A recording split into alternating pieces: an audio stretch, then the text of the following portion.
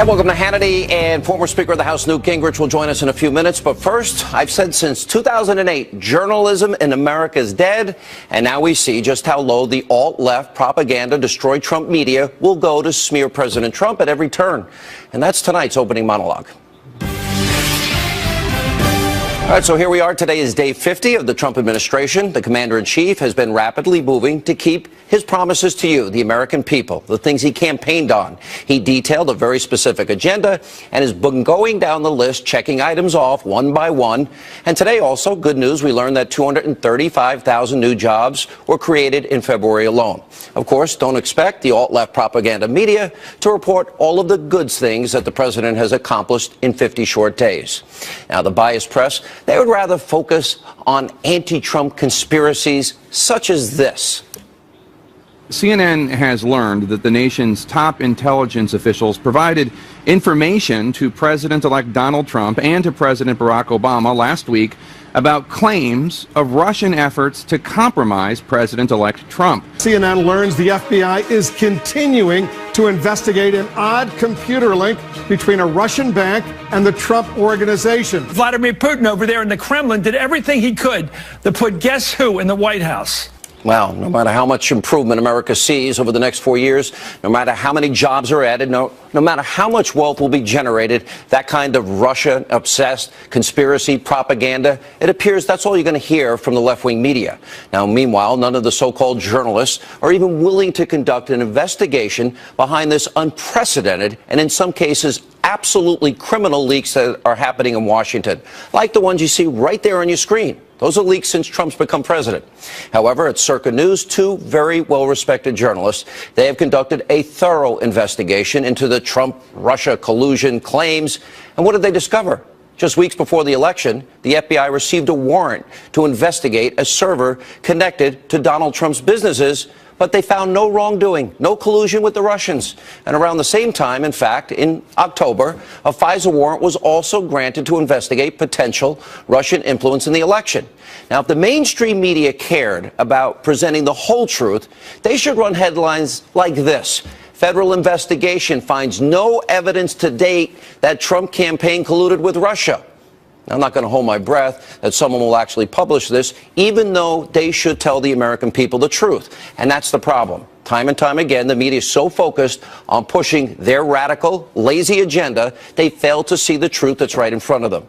Now, they never vetted Barack Obama. They never admitted to colluding with the Clinton campaign and acting as their surrogate. And they utterly failed to predict the rise of President Trump. So who can disagree with me that they are abusively biased? Who can disagree with Steve Bannon when he calls them the opposition party in this country?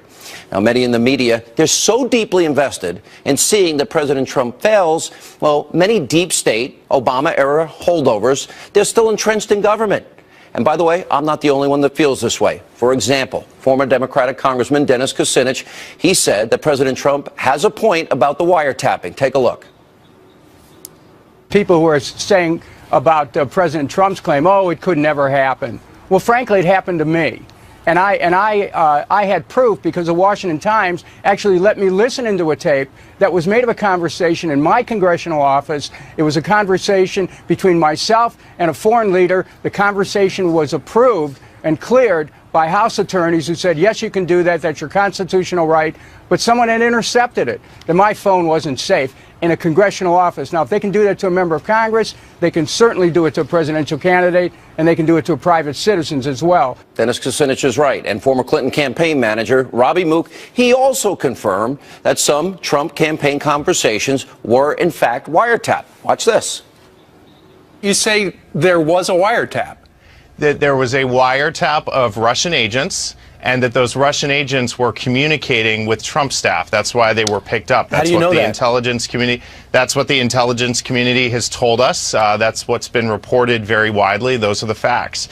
Right. You, the American people, you deserve truthful answers. For example, what did the Clinton campaign know? When did they know it? And last night I said it was time for President Trump to clean house. It has to happen. Sean Spicer had this to say when asked about all these Obama deep state shadow government holdovers. Take a look. I think that there's no question when you have 8 years of one party in office that there are people who stay in government, who've affiliated with, joined and continue to espouse the agenda of the previous administration. So I don't think it should come as any surprise that there are people that burrowed into government during 8 years of the last administration and, may have believed in that agenda and want to continue to seek it. I don't think that should come as a surprise to anyone. Now, today, the Trump administration, they took the first step into purging deep state actors. According to a DOJ spokesperson, quote, the Attorney General has now asked the remaining 46 presidentially appointed U.S. attorneys to tender their resignations in order to ensure a uniform transition. Joining us now from circanews.com, Sarah Carter is back with us. What you and John Solomon broke, to me, is huge. Nobody was able to confirm what you guys have. That, number one, a FISA warrant was issued, correct? You're 100% sure. We're 100% sure, yes. A FISA warrant was issued on the overall investigation into Russian hacking, and a separate warrant was issued to investigate the server that was registered to Trump Tower. And there was absolutely no evidence discovered during that search, and it was a very brief search of that computer server.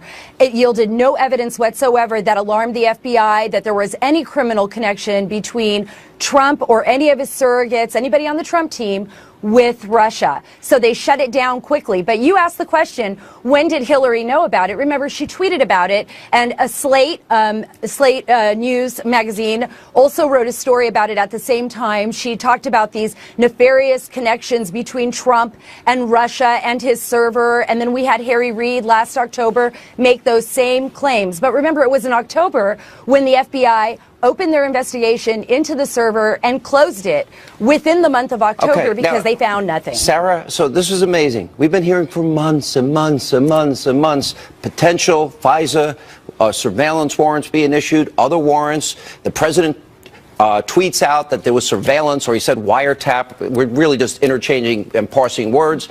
He's right. The media blasted him for that tweet that he sent out. But there was surveillance. There were 2 warrants. It happened. They found no evidence at all to say that there was any collusion. Don't you think, in light of all the media coverage of this, that there's a dereliction of duty in informing the American people what you and John Solomon, both great, objective journalists, investigative reporters, have found? Don't you think this is major headlines they're ignoring? Absolutely. I mean, I think what you need to do is go to the truth. I tell you where there is evidence, though, Sean. There will be evidence as to who leaked this information if there are good investigators willing to find out who did. And that's where the trail of breadcrumbs will be. Because even though there's a wide expanse of intelligence agencies that can access this type of information, the leak on Flynn's telephone call, that was signals intelligence. That's a felony. Revealing that, like they did to the Washington Post, to David Ignatius, is actually a felony. And every time you go into a SCIF, that's a compartmentalized room that is highly guarded, so you can look at this information. Every time you go in there, you leave a marker.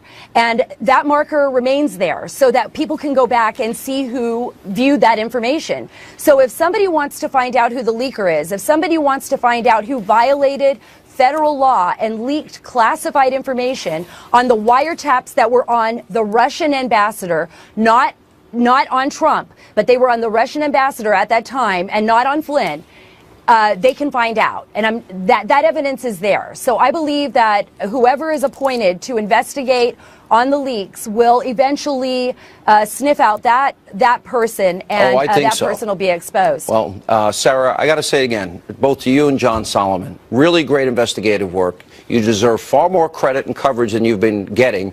Has any major other media television network reached out to you both? No, I mean, I've seen it out there. I've seen people talking about it, but no, sad. They have That's not. Sad. All right. We will continue to follow this story into next week, I promise you. Now, with more reaction, author of the New York Times bestseller Treason, former Speaker of the House, Fox News contributor Newt Gingrich. 2 warrants issued, no evidence found, basically exoneration by the investigative units, and the narrative has gone on since before the election. What does this tell you? Well, you know, the first thing that hit me tonight, listening carefully to that interview, and she really made some good points. The second warrant, which apparently went right at the campaign computer, is sort of the electronic equivalent of Watergate. I mean, in 1972, when the Nixon operatives, who were government employees, broke into the Democratic headquarters to find out what the Democrats were up to, that was considered such a huge scandal, it ultimately cost President Nixon his job. Now, what you have now is electronically, the federal government has gone into a campaign computer in what was clearly a fishing expedition. They found nothing, but they in effect ran the risk of violating the campaign, and it makes the question, why would the court have issued a warrant to go into a political campaign computer when there is in fact no evidence that the campaign was in any way involved with the Russians? It is unbelievable to me, because we've learned a lot about the news media. I said in 07 and 08, you called me once in the 08 election, and you said I really was going out on a ledge and investigating Obama's radical associations and Ayers and Dorn and Wright and Alinsky and Acorn and Frank Marshall Davis. And you cautioned me as a friend, because we've been friends for a long time. And I kept going. You said I'm probably risking everything doing it. But they never vetted him. They never told the story of how his rigid ideology failed this country. They colluded with Hillary Clinton. Now they are hell-bent on bringing destruction to this president. What does that say about the state of the media in this country today, sir? Well, let me say, first of all, just for the record, I have since said many times that Sean Hannity was the only reporter in 2008 who understood the core radical nature of Obama and who attempted to explain it to the country. And in that sense, you were way, way ahead of anybody else in actually understanding what the underlying motivation of radicalism was that Obama was involved in. Look, I think it's pretty straightforward, and I actually like the phrase that Trump has used before. You have fake news. The fake news is created by people like the Washington Post and the New York Times because they're waging war on the Trump administration. This is not just bias. This is not just slanted coverage. These people are at war with the very survival of the Trump administration. They are the opposition. Sean Spicer was exactly right today. Right. They are the opposition party, and they are helped by government employees who overwhelmingly voted for Hillary Clinton. We know, for example, that 99% of the campaign money donated by the State Department went to Hillary Clinton. Hang on one second. 99%. That tells a big story. We'll have more with Newt Gingrich right after this break. Very important story we're covering here. Also, the king of fake news himself, Brian Williams, who got busted for fake news and lying, is now trying to lecture the commander-in-chief. Really? Austin Goolsbee, David Martosco, and later, Tommy Lahren and Jessica Tarlov are here. A busy news night on this Friday. And welcome back to Hannity. We continue with the former Speaker of the House, Fox News contributor, Newt Gingrich. So I had you on the other night. I loved an analogy that you use. You know better than anybody. You were the Speaker of the House. You said you get a box and everybody, what you need, the parameters in which you can pass a bill.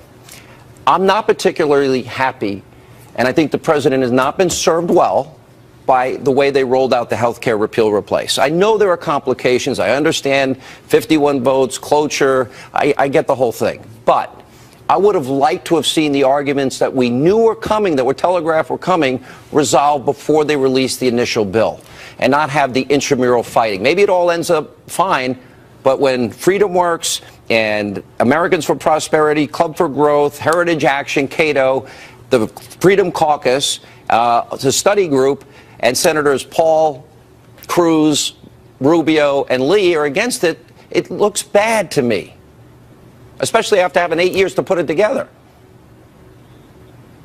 Well, I mean, it certainly looks messy. But, and I think this is part of where you and I just disagree. Vice President Pence, who was the chairman of the Republican Study Committee, who before that was, the Republican Conference, rather. Before that, he was a state legislator. And then after that, he was a governor. He made the point, look, this is the process.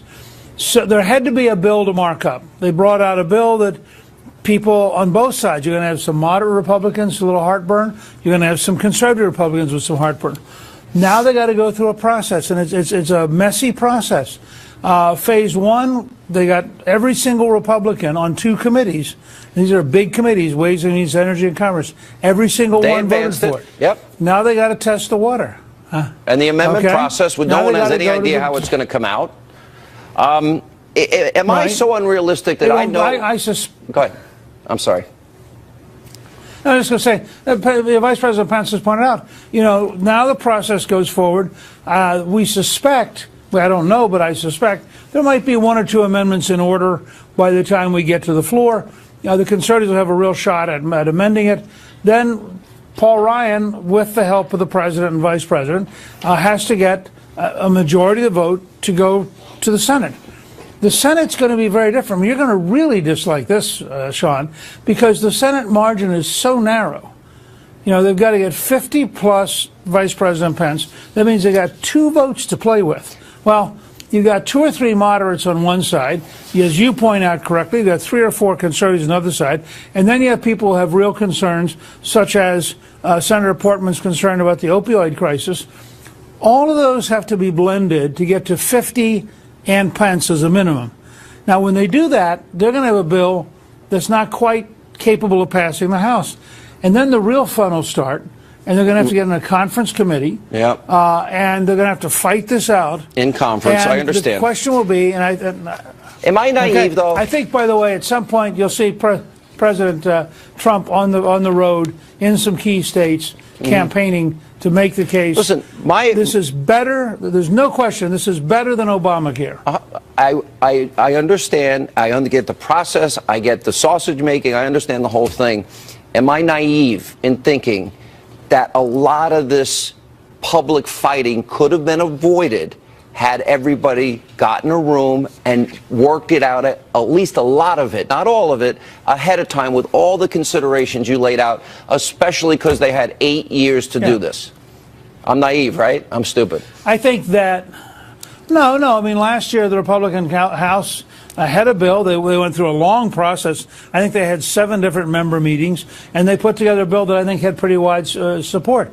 I think they probably underestimated the importance of going through something this year that was more transactional. I agree with you on that.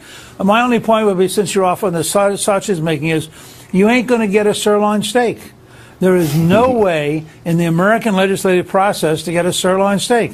We might get a slightly tastier sausage. How's that for a Friday afternoon analogy? Mr. Speaker, have a great weekend. Thank you for being with us. And welcome back to Hannity. So some of the alt-left propaganda destroy Trump media. They're finally admitting how abusively biased they were towards then-candidate Donald Trump during the election. Nate Silver is out there with an article with the headline, quote, "There really was a liberal media bubble." And guess what? It hasn't gone away. Take a look at the latest examples of bias from the king of fake news, Mr. Brian Williams himself. No serious person would say what he did. President Trump offered no evidence. There is no evidence, so we are left with a reckless smear of a former president. In that way, it was a stunner of a weekend here and abroad. The office of the president, if not the occupant, must speak with moral authority, especially at a time when North Korea is lobbing 4 missiles into the sea off Japan. And then there's MSNBC's poor Mika Brzezinski. She's losing it lately, suggesting that Trump is potentially threatening global security. Take a look at this hysteria. I will just say that what I think we're seeing across the board here is potentially threatening to our global security. I agree with you. On every level. And I urge people to read and really make decisions about exactly what they're seeing. I understand why so many people voted for him. I understand where you were coming from. I understand why you liked him.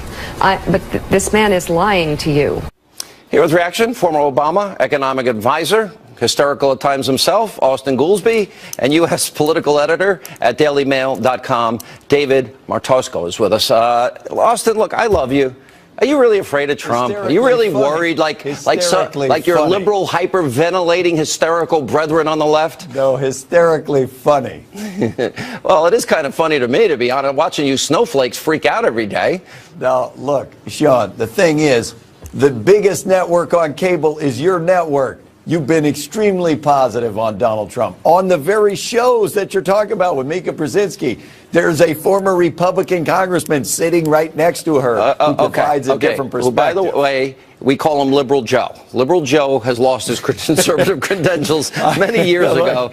I know compared to you, Sean, they're all liberals, but I'm saying that's true. There are many different media sources.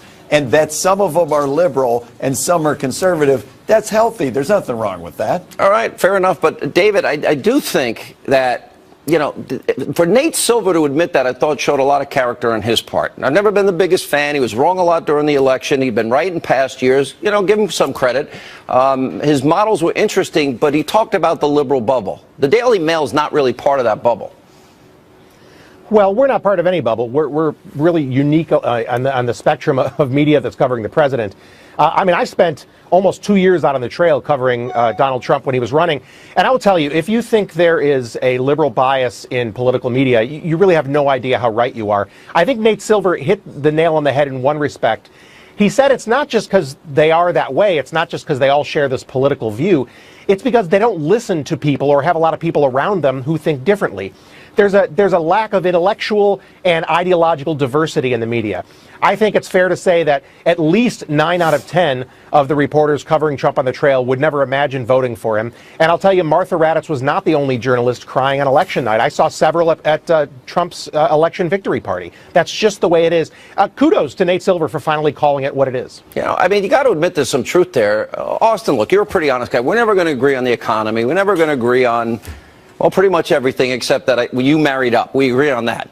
But short of that, I mean, you got to admit the left's reaction is way over the top. And I would argue that liberal bubble exists. The Russia story we have now debunked. We have Sarah Carter, John Solomon, two well-respected investigative journalists.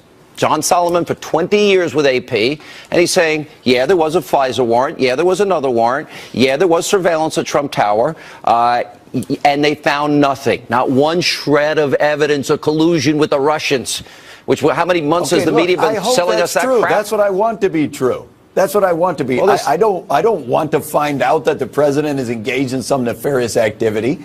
And I agree that Nate Silver's point that the media live in a bubble, how can you not say that's true? They all predicted Trump was going to lose, and he didn't lose. But at the same time, by the way, I'm in the media. I didn't predict that. I know, but look, I did predict Obama would be a failure. Your friend in the media. I was right about that too. My question to you, Sean, my question to you is this: okay, do you really want us to trust the government as much as what you're talking about? If Donald Trump hired a national security advisor, and the media comes to find out that he was being paid as a lobbyist for a foreign country, do you really want them not to report that? No. Should they not say that? Of course they should. Listen say to me. That. That's legitimate, and even Trump said it's going to be stories I don't like, but it's legitimate journalism. Nobody's talking about shutting down the press. I'm saying there's this hyperventilating hysteria that has emerged, which is very different than what you're discussing. You know, but I would also add, and you should, as a liberal that believes in privacy, I assume, they shouldn't have leaked. They shouldn't have leaked from the intelligence community a conversation when they were surveilling not General Flynn, but the Russian ambassador. That's illegal. That's a violation of the Espionage Act, and that ended up in his career going up in smoke. So I would think on that issue, that's more important. Yeah, look, I don't condone illegal leaks, and I don't condone the illegal leaks of WikiLeaks either. I have been very consistent on both sides that I don't like them releasing that kind of illegal maybe Hillary, David, if she would keep her emails server where it's supposed to be and not put it in a mom and pop shop bathroom closet, and if Podesta didn't fall for phishing scams, that's not Donald Trump's fault. Well, no, it's not. And let's be very clear about this. There are some very skilled, smart, and honest reporters covering the White House right now. But there are also some people who are just waking up every morning looking for the silver bullet that's going to kill the Trump monster. There are journalists like that. I think one of the things the Daily Mail has always been really good at is in just having a bias toward interesting stories. I mean, a lot of this stuff about Russia isn't all that interesting to people. It doesn't penetrate to, single moms in Peoria. Not a shred of evidence has been presented, and they keep lying to the American people. That may be true, but it's also just not that interesting a story. Look, I can speak for myself and my colleagues. We try to write things about characters and conflicts, but they have to be interesting stories. All right. And by the way, I still like Austin Goolsbee. It's a weakness I have. I'm trying to get over my weaknesses in life. Sean. And welcome back to Hannity. You know Samantha Bee, the host of Full Frontal on TBS. She was forced to apologize after mocking the hair of a CPAC attendee. Watch this. This year, the bow ties were gone, replaced by Nazi hair. Nazi hair, Nazi hair. Well, it turns out that one of the people that Bee is making fun of, Kyle Coddington, well, has hair like that because he has stage 4 terminal brain cancer. Now, B did finally apologize to Kyle, but here's what he said on Fox and Friends earlier this morning. The effects of this go much further than just insulting me and the illness itself. It's just inconsiderate and very unprofessional to, you know, lump together anyone with a certain hairstyle or just the way they look. Here with reaction, the host of Tommy on the Blaze, Tommy Lahren, and Democratic strategist Jessica Tarlov. You're too nice. You're not going to support this. I know you for too long a period of time. Who would support this? I mean, she did the right thing, obviously, in apologizing, and she donated to his GoFundMe page. Okay, great. But there's a bigger issue here, is that the names, the vitriol, the hate, the outbursts from Madonna to wanting to blow up the White House and the insanity of Ashley Judd and all the snowflakes, it's really gotten out of hand. And I don't hear people on your side saying, guys, you're making us look dumb and stupid. Knock it off. I think I have said that, even maybe on your program. So you're saying Democrats are dumb and stupid? No, I don't think I'm saying that. You're saying the snowflakes are?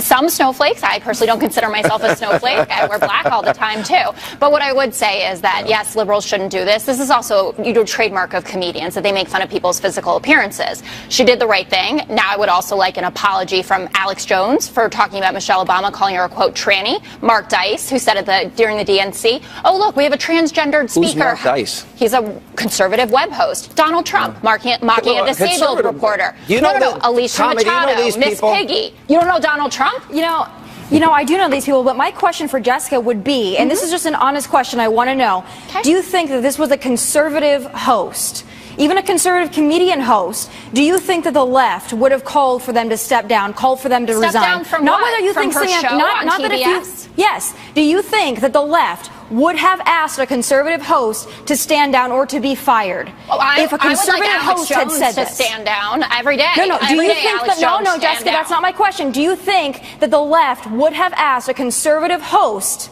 to be fired if they had made these comments? I think that I'm not really understanding. Would the left have asked Alex Jones, when he called Michelle Obama a, quote, tranny, to stand down? Yes. I'm asking I think what Tommy, let me see if I can jump in. Because what Tommy's pointing out is a real clear present danger for all conservatives. There are groups that monitor, and I know who they are, in their underwear, total losers in life, that monitor 3 hours of my radio show, an hour of TV, in the hopes that I say one word, one phrase, one sentence wrong, no chance to apologize, even if it was an honest mistake, in the hopes that they can target my advertisers and silence us. Tommy, is that what you're suggesting here? That's exactly what I'm saying. I'm saying I don't think that Samantha Bee should be fired. I think she made a mistake. I think that she apologized for it, and that's wonderful. I'm saying the hypocrisy of the left. Because if this would have been a conservative host, oh my goodness. But all hell would have broken loose. So I did understand your question. I named, when I started, a bunch of conservatives who have said awful things, including the President of the United States of America, who called Alicia Machado Miss Piggy, who said, Carly Fiorina, look at that face. I mean, crooked Hillary, even. We're talking about a candidate for President of the United States of America. With all due respect, Hillary is crooked, but go ahead. About this. There was outrage about it. There were as well. There are a lot of people who don't like Dan Savage's comments as well. I'm one of them. If you are someone who defends people who have been bullied, do not bully. The language is unacceptable. I'm asking. Can I just stop with this thing? Look, we're all full of crap. Everyone that acts like they're so outraged and hurt by words. Baloney. No word ever hurt me in my life. And by the way, Jessica, I wish I was as tough as you. You can Google. I've been called. Tommy's been called. Me every too. name in the book. Probably Look at Tommy's even had it worse than me in the last year. I'm not offended by what they call me or what anybody says on a radio or TV show. Well, not this show. Turn the dial any other show. No, I agree. Words don't hurt me either. I'm more concerned about that individual who's a private citizen who had his hair made fun of. It probably didn't make him feel too good at the end of the day. But again, I don't think this is about words and how words hurt. I think this is about throwing around the terms Nazi and fascist, because those are pretty heavy labels to throw around. And those on the left, those and even comedians on the left like to throw those terms around a lot. Samantha Bee, Whoopi Goldberg, the list goes on. They like to call Trump supporters Nazis a lot. I don't think that's appropriate. I think it's reckless as well. I agree with you, and I've never thrown that term around. I would say, though, that her comment came from the fact that Richard Spencer, who That's where that haircut issue comes from. Not a conservative. I don't even know that. I don't even know half the people you're talking about. Yes, you do. You don't know who Alex Jones is. You don't know who Donald Trump is. I'm not sitting there monitoring. I'm not the PC police giving a rip what anybody says. Who cares? Who cares? I care, and millions of Americans care. Well, you know what? We're all snowflakes. We're going to have to get a little tougher because it sounds pathetic that, except in the case of you have cancer, leave the cancer people alone, leave the kids alone. What about the disabled Say anything they want about you, me, Tommy, or anybody else. I mean, we're fair game. We're up here, and we have to be willing to take it. And I absolutely will. I can take it. I can take a punch. All right, we got to roll. Thank you. Thanks. Oh, my gosh. It is not compassionate, but reckless to allow uncontrolled entry from places where proper vetting cannot occur. We cannot allow a beachhead of terrorism to form inside America. We cannot allow our nation to become a sanctuary for extremists. That is why my administration has been working on improved vetting procedures, and we will shortly take new steps to keep our nation safe and to keep those out who will do us harm. All right, that was President Trump during his address last month to a joint session of Congress, explaining why extreme vetting is needed. Earlier this week, President Trump signed a revised executive order on extreme vetting, but the left, they continue to lie about the new order. Earlier today, Congressman Keith Ellison, he said this. Take a look. Well, it was starts out with bad intentions. I mean, he campaigned on a Muslim ban. He said that explicitly. It's changed. It has changed, but it's not changed to the point where it's no longer intended to harm and block people based on their religion. All right, just this week, Senator Ron Johnson, he sent a letter to the Attorney General, Jeff Sessions, asking him to look into how an alleged Iraqi insurgent who reportedly came into the country through the refugee program was not prosecuted due to, quote, resistance from Washington officials just before the 2016 election. Joining us now with reaction, Fox News senior correspondent Geraldo Rivera and New York City mayoral candidate with both of our endorsements right here. That's right. Bo Dietl. You have Hannity and Geraldo. BoForMayor.com. Bo for mayor.com. How do you spell Bo? B-O. Geraldo, I love you. This is why we vet them. Let's keep Americans safe. Let's not gamble with American lives. Let's do due diligence. You come into the country, we know everybody's happy and safe. Fine. The new executive order is both constitutional and statutorily sound. The problem is everything candidate Trump said about Muslim immigrants during the campaign. The court will say, I know you're saying now that there's not a religious test. I know that this is constitutional, but I know your real intention is to ban Muslim immigrants. I think that he has... Well, if that was really his intent, that's what the order would say. He has destroyed his opportunity by they're quoting Rudy Giuliani's comments. Well, look at... Wait a minute, 90% of Muslims not impacted. Well, look at... Let's talk about evolving. What the president said, you can always make a compromise and come back. Right now, what the president should come out and say, you know, I thought about it. I made some statements when I was running for president, and I rethought about it. You know what I want to do? I want to make it tight for everyone coming into this country, whether they're coming from France or Germany. You have a lot of Syrians in Europe. I want to tighten up our vetting right now for everyone coming into the country. I'm going to take what you just said, and this is the answer. I think everybody coming into America, vetting. You got the president's ear better than anybody. You probably have a fast dial over there. I think the president should step up, and you know what they'll show? A humanity to all of America. Hey, look, I made a mistake, but what I'm going to say is we're going to start to extremely vet everyone coming in. We want to make sure it's secure. Here's a way to pay for it. If you want to visit here, you got to pay for your own vetting. Well, Thank you. That's a great idea. Look at the global entrance that I did. That global entry. We all pay. What's it cost you? $1.50? Yeah, let's be real about it. During the campaign, you say a lot of things. Now he has to show the humanity, and he shows it through the order. Yeah, but it's still the whole idea. But here's how it happens. Right. Here's how it happens. That's what he has to say. That is testimony. Right. Right now, he's facing an injunction. There will be an injunction on the new executive order, I predict. They'll go judge shopping. Then there'll be an evidentiary hearing. Then the court now has to see whether the facts justify the injunction. Exactly. And you know, Sean, you know, Geraldo, everything this president does is being attacked. You know what you do? Well, you take the attack mode out of there. When you say, forget about Muslims. Everyone will be extremely vetted coming into the United States of America because we don't want anyone that wants to destroy this country. Will he say it? He'll say it. He can get him to say it. Is that like apologizing? Are you kidding? I can't get anybody to say anything. Sean, you're on fast dial. Come on. Stop it. But you know what? I do. This is important. Yeah. Here's my thing is very simple, Geraldo. I'm not willing to gamble with one American life. Right. And there are these people from terrorist countries. And by the way, first country I'd include is Saudi Arabia. I was just going to say. Of course. If you want the country that's been sending terrorists our way, it's Saudi Arabia. Our friends, as they stick us in the back. But don't even pick out countries. Say we're going to start extreme vetting of anyone. I want everybody to know that as soon as we're done with the show tonight, we're going to watch the FDNY, NYPD knockheads a boxing match, and Geraldo's been in the ring. Geraldo was supposed to go out with his lovely wife Erica. Yeah, I just got him out of it. I got him out of a get out of jail free card. Although being with Erica is 1,000 times better than us. I love being with my wife. Thanks a lot, Geraldo. More fun than either of you. Ouch. No, you Come on, you're losing your man card. The last time we went out, he was swimming in the curb. You said you haven't lived till you hung out with these two. All right, coming up, question of the day, and apparently more mean messages on the Hannity hotline. We'll hit that straight ahead.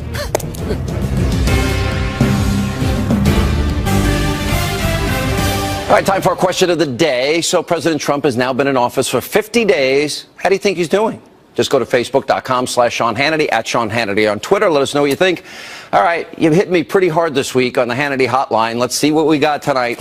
It's always a surprise. Sean, please let your guests talk.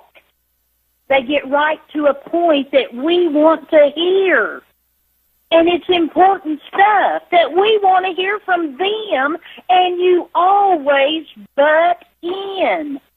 Quit it. I would like Hannity to give a couple lessons to some of the people that are catching the football to throw it back to him.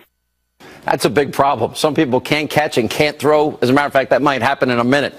I try to let people talk. You got limited time in these segments to try to get to the heart of the issue, but I will be more patient and I will take your admonition to heart.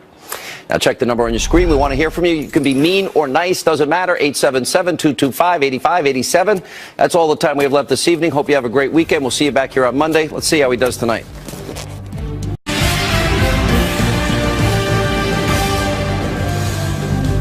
And welcome to Hannity, and former Speaker of the House Newt Gingrich will join us in a few minutes. But first, I've said since 2008, journalism in America is dead, and now we see just how low the alt-left propaganda, destroy Trump media will go to smear President Trump at every turn. And that's tonight's opening monologue. All right, so here we are. Today is day 50 of the Trump administration. The commander-in-chief has been rapidly moving to keep his promises to you, the American people, the things he campaigned on. He detailed a very specific agenda and has been going down the list, checking items off one by one. And today also, good news, we learned that 235,000 new jobs were created in February alone. Of course, don't expect the alt-left propaganda media to report all of the good things that the president has accomplished in 50 short days. Now, the biased press, they would rather focus on anti-Trump conspiracies such as this. CNN has learned that the nation's top intelligence officials provided information to President-elect Donald Trump and to President Barack Obama last week about claims of Russian efforts to compromise President-elect Trump. CNN learns the FBI is continuing to investigate an odd computer link between a Russian bank and the Trump organization. Vladimir Putin over there in the Kremlin did everything he could to put guess who in the White House. Wow, no matter how much improvement America sees over the next 4 years, no matter how many jobs are added, no matter how much wealth will be generated, that kind of Russia-obsessed conspiracy propaganda, it appears that's all you're going to hear from the left-wing media. Now, meanwhile, none of the so-called journalists are even willing to conduct an investigation behind this unprecedented and in some cases absolutely criminal leaks.